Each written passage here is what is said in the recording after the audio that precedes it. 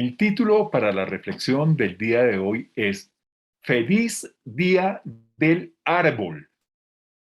El pasaje del Evangelio de Marcos, leído hace 8 días, termina diciendo que los primeros serán postreros y los postreros primeros. Cabe aclarar que la imagen primero-último no es una imagen de dos extremos que se excluyen o niegan la existencia de números intermedios. Podemos pensar en una imagen inclusiva de la totalidad como alfa y omega, que incluye todas las letras del alfabeto, tan diferentes entre sí como son las vocales y las consonantes. De esto podemos observar que así es el ciclo de la vida, que si hoy eres el último, mañana serás el primero y pasado mañana puedes estar en un lugar con más matices, más cerca al primero o más cerca a la mitad o más cerca al último. Y así este ciclo continuará ocurriendo hasta que partamos con Dios o este mundo se acabe. Eso quiere decir que la vida no es estática, no es fija, no. La vida es dinámica, es cambiante, de acuerdo a las condiciones económicas, políticas, sociales y de salud, entre otros factores que estemos viviendo. Para tener una comprensión más amplia del texto del Evangelio de hoy, es necesario leer los versículos 32 al 34 del capítulo 10 de Marcos. Dice así: iban por el camino subiendo a Jerusalén, y Jesús iba adelante, y ellos se asombraron y le seguían con miedo. Entonces volvió a tomar a los 12 aparte, les comenzó a decir las cosas que le habían de acontecer.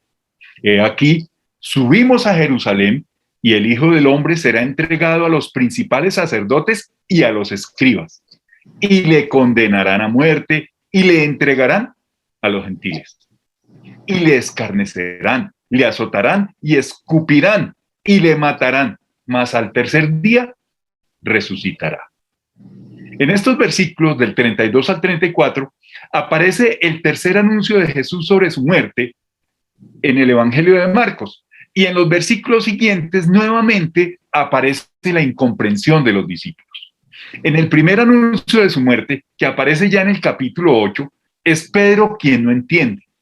En el segundo anuncio de su muerte, que aparece en el capítulo 9, son los 12 discípulos quienes no entienden.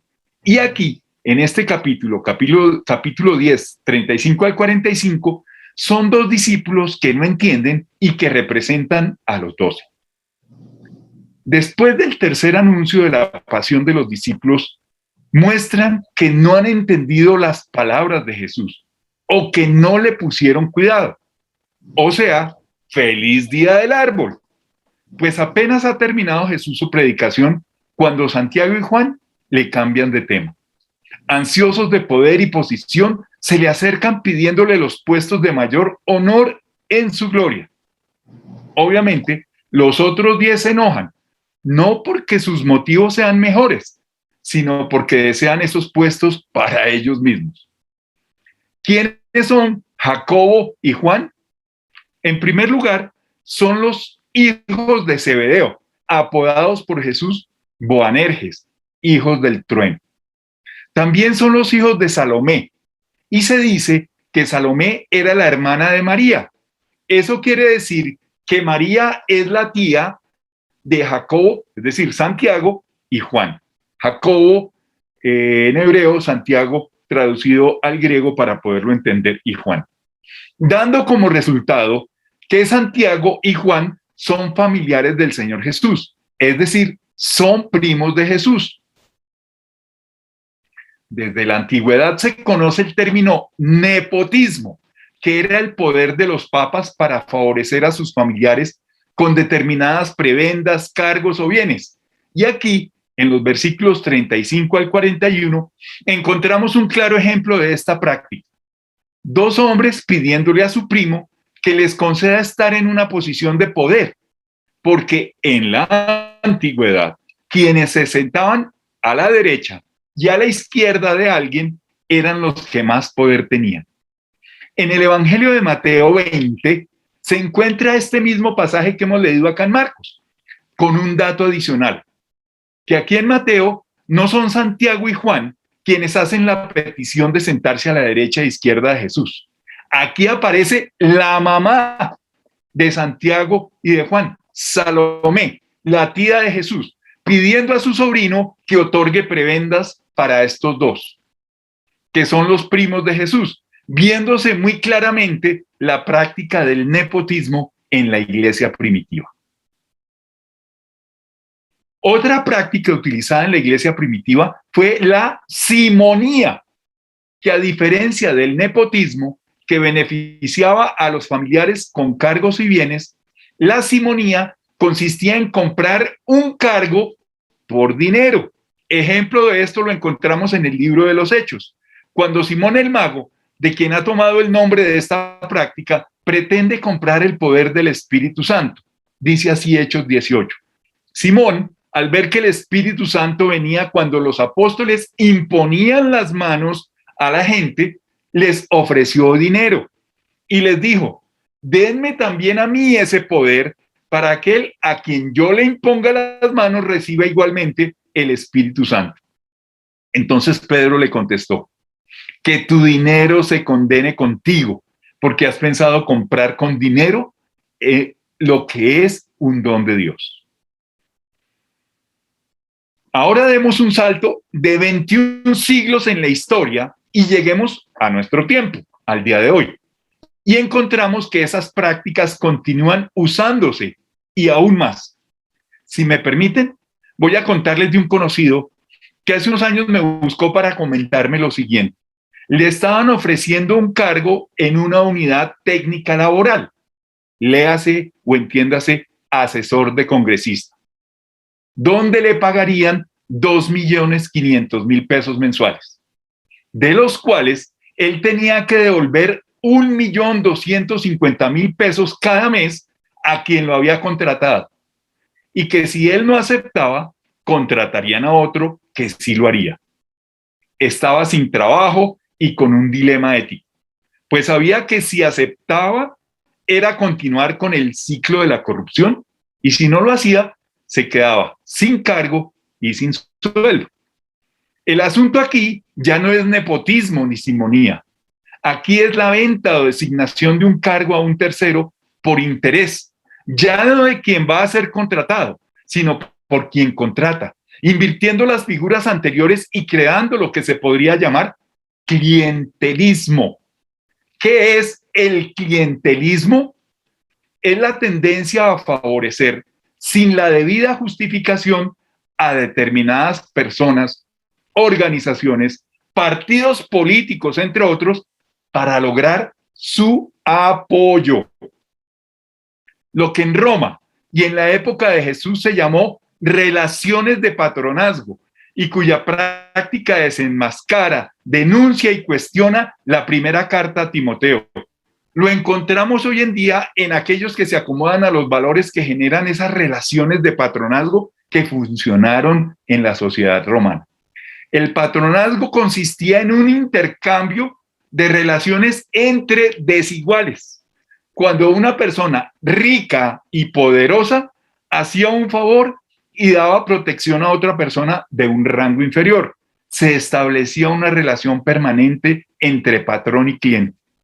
El patrón daba lo que el otro necesitaba y el que lo recibía tenía que recompensar de alguna manera el favor recibido, devolviendo el favor, pagándolo, alabando al patrón y rindiéndole honores y servicios, siendo leal para siempre.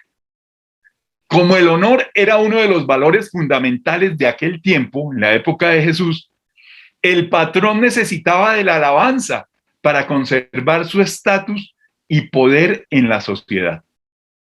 Este sistema de patronazgo fue muy fuerte, se vivió de una manera intensa al interior de las comunidades cristianas, por lo que la primera carta a Timoteo que hemos citado anteriormente el día de hoy denuncia y cuestiona este tipo de práctica al interior de las iglesias. La Sagrada Escritura dice en 1 de Timoteo 3 que el que desea obispado, buena obra desea, y de acuerdo con lo que hemos visto, el cargo se puede obtener de una manera honesta, limpia, transparente y como advierte el Evangelio de Marcos hoy. No será así entre ustedes por medio de prácticas como el nepotismo, la simonía y el patronazgo, sino que el que quiera hacerse grande entre ustedes será su servidor. Y el que de ustedes quiera ser el primero será servidor de todos, porque el Hijo del Hombre no vino para ser servido, sino para servir. Una vez ubicado este pasaje en contexto, quiero hacer la aplicación pastoral. Cuando llegamos al corazón de lo que Santiago y Juan estaban pidiendo a Jesús, eso esencialmente se llama ambición, querer algo.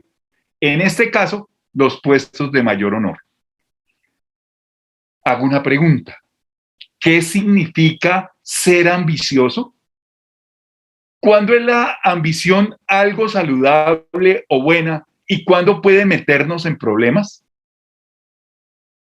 Espero que antes de terminar seamos capaces de vernos en los rostros de Santiago y Juan y así dirigir nuestras ambiciones hacia algo más noble que tener los mejores puestos en una reunión o en una fiesta o en un lugar.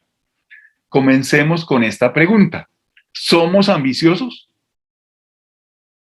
Digamos que nuestra respuesta es sí, somos ambiciosos. Si es no, creo que debemos consultar al psicólogo. La ambición en sí misma es algo natural.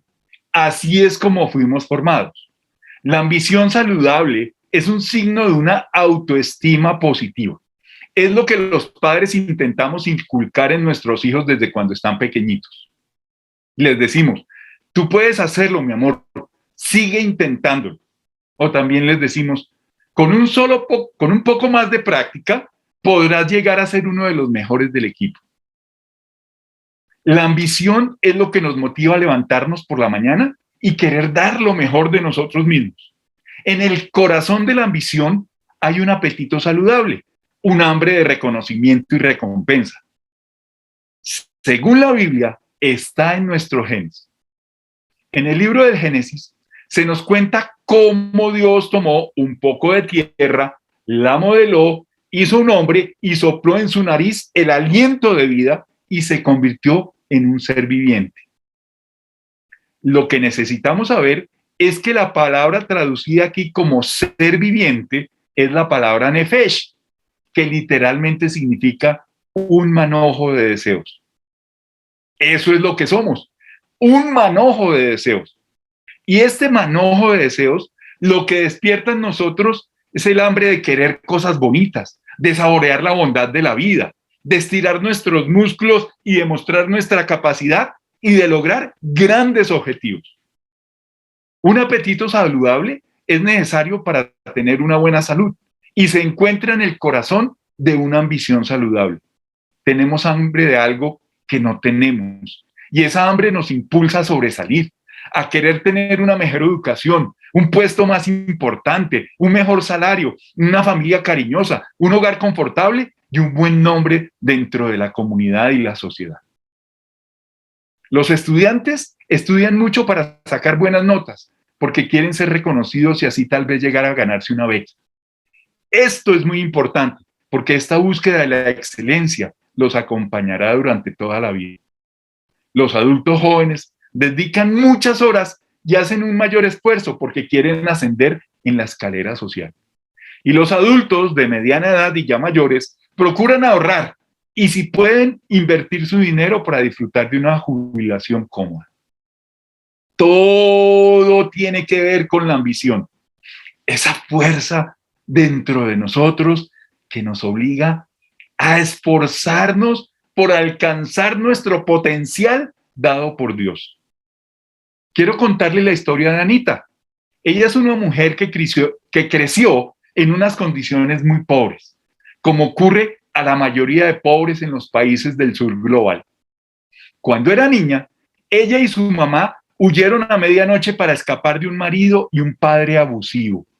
Se fueron sin nada más que la ropa que llevaban puesta.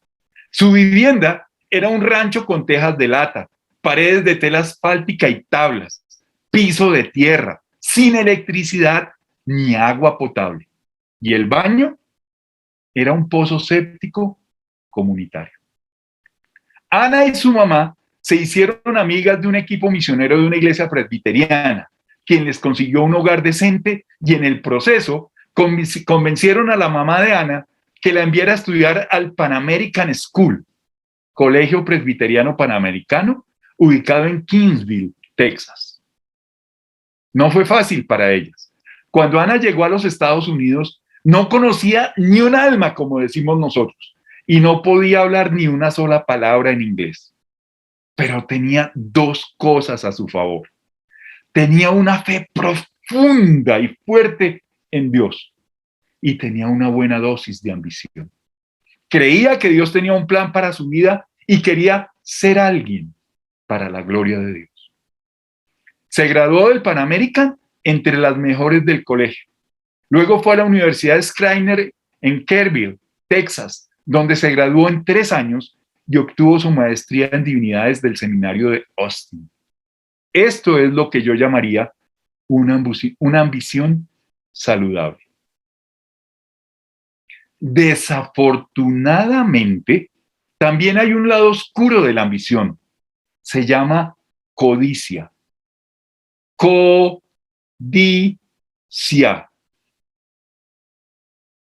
En lugar de querer hacer algo con nuestra vida para la gloria de Dios, queremos obtener lo que más podamos para nosotros mismos. Y cuanto más podamos tener, mejor. Si no se controla la codicia, es como un cáncer. Crece, se propaga e infecta todo lo que toca. Además, es cíclico. Cuanto más tenemos, más queremos tener. Y esto nos lleva a una adicción en la que no importa cuánto tengamos, nunca es suficiente. Ya sea hambre de poder, o de fama, o de prestigio, o de posesiones. Una vez que la codicia se apodera de la ambición, corrompe y luego mata. Esto es lo que le sucedió a Kenneth Lay, el fundador y director ejecutivo de la empresa Enron en los Estados Unidos. Él creció en Missouri, en medio de una familia muy pobre, pero Lay era ambicioso. Estudió en la Universidad de Missouri, donde se graduó. Luego consiguió un trabajo con la Exxon en Houston y después fue a trabajar con el gobierno como regulador federal. En poco tiempo fue subsecretario del Departamento del Interior. Es decir, él era una estrella en ascenso. Cuando el gobierno de California desreguló la energía, Lay regresó al sector privado para fundar la empresa Enron, que era vendedora de energía.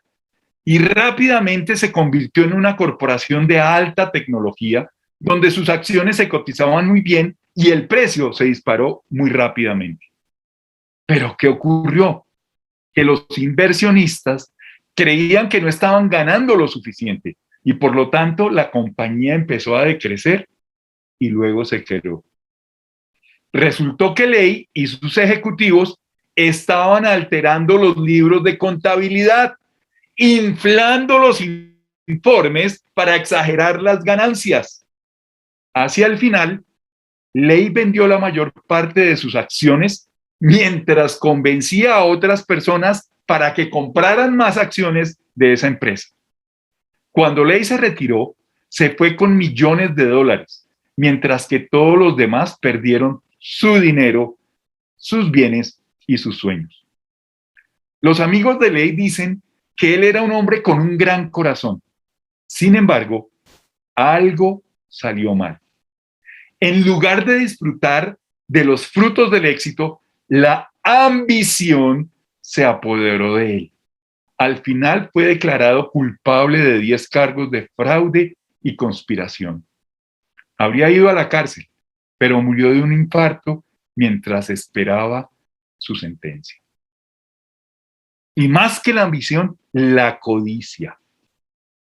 Hay una película documental que muestra esta situación. Se llama Los tipos que estafaron a un país o los chicos más listos de la sala. Les recomiendo que la puedan ver en YouTube. Hay un caso muy parecido aquí en Colombia. ocurrido entre los años 2004 y 2008, que se llamó DMG o Inversiones David Murcia Guzmán, que alcanzó a recaudar en solo 2 años, según la revista Semana, 2.000 millones de dólares, 800 billones de pesos, y a adquirir 656 propiedades entre bienes y terrenos avaluados por 150.000 millones de pesos. ¿Por medio de qué? De empresas multinivel, el uso de tarjetas prepago y el posicionamiento de marca. En muy pocos años, David Murcia Guzmán pasó de ser un sencillo camarógrafo a ser el dueño y presidente del holding de empresas DMG, con una de las elegantes y amplias sedes ubicada en la calle 198 con autopista norte en la ciudad de Bogotá. Según la BBC, 500.000 ahorradores, es decir, 500.000 de personas, colocaron sus dineros en esta empresa, esperando obtener ganancias rápidas y fáciles que ofrecía DMG, al prometer pagar entre el 100 y el 300% de intereses por cada peso depositado. Es decir, por cada peso que usted colocara, recibiría 3 más. Ahora hagamos este ejercicio. Ampliemos la cifra a 1.000.000, para que después de un tiempo se recibiría no el 1.000.000 consignado, sino 4 millones. Era un negocio muy rentable y muy tentador. Quiero erradicar el hambre de Colombia, decía David Murcia, para luego pedirle a sus clientes que hicieran el voto de la fe. Crean en ustedes mismos, crean en Dios, crean en la gran familia de DMG y crean en David Murcia Guzmán. Finalmente, en el año 2008, cuando la empresa ya no pudo pagar a los ahorradores, es intervenida por el gobierno colombiano, acusada de captación masiva e ilegal de dinero a través de pirámides, de lavado de activos y de enriquecimiento ilícito. David Murcia Guzmán es puesto preso junto con sus allegados, su mamá, su hermana, su cuñado y sus abogados asesores, entre otros, teniendo él que pagar una condena como extraditado en los Estados Unidos y otra aquí en Colombia. Usted que me escucha y que me ve, pudo ser una víctima de este holding de inversiones. Por esta misma época, entró al país otro boom financiero llamado Forex. Y posiblemente usted, sí, usted, motivado por alguien, invirtió su dinero en Forex, teniendo la misma experiencia de los que invirtieron en DMG, que lo perdieron todo: dinero, propiedades y sueños. Hay un lado oscuro en la ambición y se llama codicia. Lo vemos cada vez que alguien pasa por encima de los demás. Ese es el problema que Santiago y Juan le llevaron a Jesús. Maestro, queremos que hagas por nosotros lo que sea que le pidamos. No importan los demás: Pedro, Andrés, Mateo, Tomás, Natanael, Tadeo, Felipe, Bartolomé. Y para este caso, olvidémonos de Judas. Solo cuídenos a nosotros y denos lo que queremos. Este es el lado oscuro de la ambición. Queremos un trato preferencial y estamos dispuestos a pasar por encima de los demás para conseguirlo. Jesús no quiere tener nada que ver con esto. Él dijo: no saben lo que están pidiendo. ¿Pueden beber la copa que yo bebo y ser bautizados con el bautismo con el que yo soy bautizado? Y luego le responde: a la verdad, beberán la copa que yo bebo y serán bautizados con el bautismo que yo soy bautizado.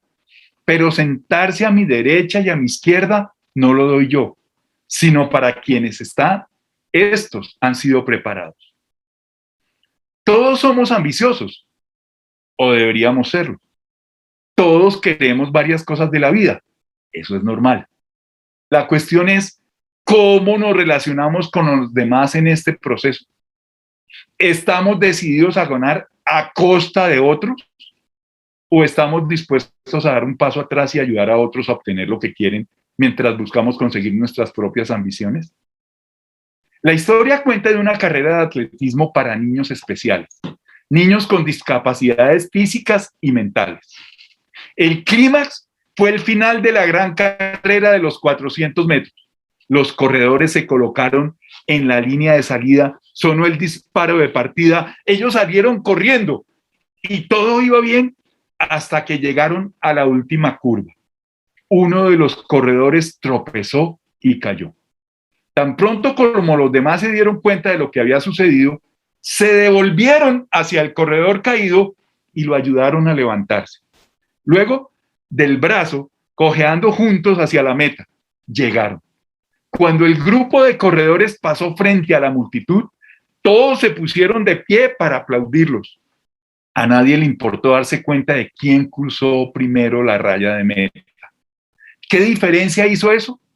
Lo que importaba era que habían terminado. Hasta el último de ellos completó la carrera.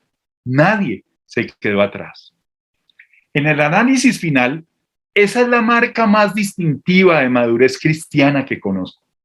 Cuando sus ambiciones pasan de satisfacer sus propios deseos y necesidades a atender las necesidades de los demás. Curiosamente, cuando eso sucede, usted no se vuelve menos ambicioso, se vuelve más ambicioso. Solo que sus ambiciones se centran en algo mucho más grande que usted mismo. Se centran en el reino de Dios y su mayor gozo proviene de hacer el bien a los demás. Quiero aclarar que no es un requisito ser rico para tener una ambición saludable. Podemos citar como un ejemplo el caso de un padre de familia del Colegio Americano de Bogotá, quien con su propio dinero apoyaba a padres del colegio que no podían pagar la matrícula y pensión de sus hijos durante un año. Bueno, esto es lo que me gustaría que quedara de este sermón el día de hoy. Todos somos ambiciosos, de una manera u otra. Así es como Dios nos creó. La ambición es algo saludable cuando nos motiva a alcanzar nuestro potencial dado por Dios, pero es aún más saludable cuando nos volvemos ambiciosos para el Señor. Entonces, sea ambicioso, sea todo lo ambicioso que pueda hacer y que su ambición lo lleve a encontrar satisfacción, no simplemente obteniendo más cosas para usted, sino perdiendo su vida al servicio de los demás. En el nombre del Padre, del Hijo y del Espíritu Santo. Amén. Dios los bendiga.